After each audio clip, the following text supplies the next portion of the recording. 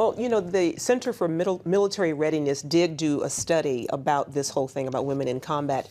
And their results show that, you know, women are not as strong as men, they're not as fast as men, they're not as accurate in their sharp shooting skills. What are your thoughts, you know, about the whole, you know, there's no comparison. But the truth is that women just have a harder time dragging a deadweight body across a football field than a man does. The requirements for a job need to be specific to the job, not to an individual.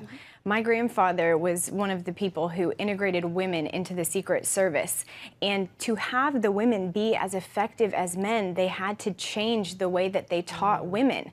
Men are stronger upper body, that's a fact. The strongest woman will not beat the strongest male. But women have very strong legs. And so the Secret Service taught these women to fight utilizing their leg strength.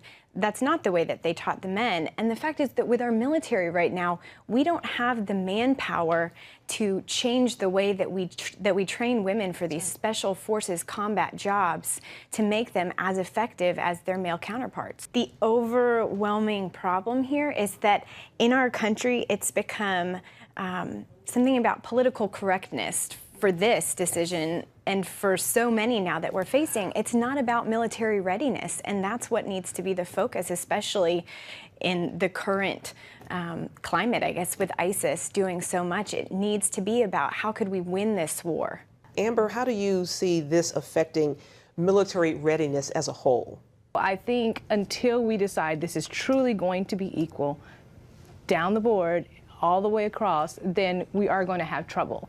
And we have to push aside this idea of equality or femininity and think what's best for our soldiers and best for our Marines. And if these people, these women, are not trained to the same standards as their counterparts, then none of it matters.